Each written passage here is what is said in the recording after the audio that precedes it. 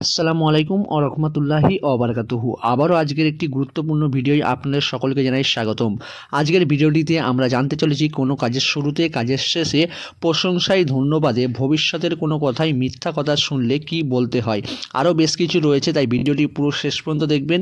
আশা করছি আজকে আপনারা অনেক কিছু জানতে পারবেন, তাই ভিডিওটি স্কিপ না করে শেষ পর্যন্ত দেখবেন। নতুন হয়ে থাকলে সাবস্ক্রাইব করে রাখবেন আর একটি শেয়ার করে দেবেন।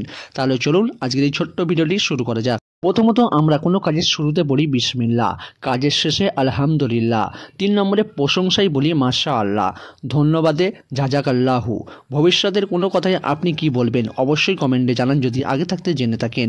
ভবিষ্যতের কোনো কথায় ইনশাআল্লাহ। এরপর রয়েছে অবাক হলে। অবাক হলে আপনি কি পড়বেন অবশ্যই আপনি যদি জেনে থাকেন কমেন্ট করে জানান। অবাক হলে আপনাকে পড়তে হবে সুবহানাল্লাহ।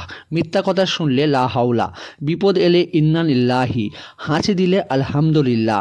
হাঁচি দিলে তো কম বেশি আলহামদুলিল্লাহ পড়তে হয়, সকলেই জানে, কিন্তু হাঁচি শুনলে কি পড়তে হয় সেটি যদি আপনি জেনে থাকেন অবশ্যই কমেন্ট করে জানান। হাঁচি শুনলে বলতে হয় ইয়ার হামুকাল্লাহ। আচ্ছা, বাজে যদি কথা শোনেন তখন আপনি কি বলবেন? আপনি কি এটা জানেন বাজে কথা শুনলে আপনার কি পড়া উচিত? যদি না জেনে থাকেন আজকের এই ভিডিওটি থেকে জেনে নিন। বাজে কথা শুনলে নাউজুবিল্লাহ। সর্বশেষ গুনহার কথায় আপনাকে কি পড়তে হবে? যদি জেনে থাকেন কমেন্ট করুন। গুনহার কথায় আপনাকে পড়তে হবে আস্তাগফিরুল্লাহ। আজকের ভিডিওটিতে আমি আপনারা জানলাম ইসলামে কখন কি বলতে হয়। ভিডিওটি ভালো লাগলে শেয়ার করবেন, নতুন হয়ে থাকলে সাবস্ক্রাইব করবেন আগামী আপডেটগুলির জন্য। সকলে ভালো থাকুন, সুস্থ থাকুন। আসসালামু আলাইকুম ওয়া রাহমাতুল্লাহি ওয়া বারাকাতুহু।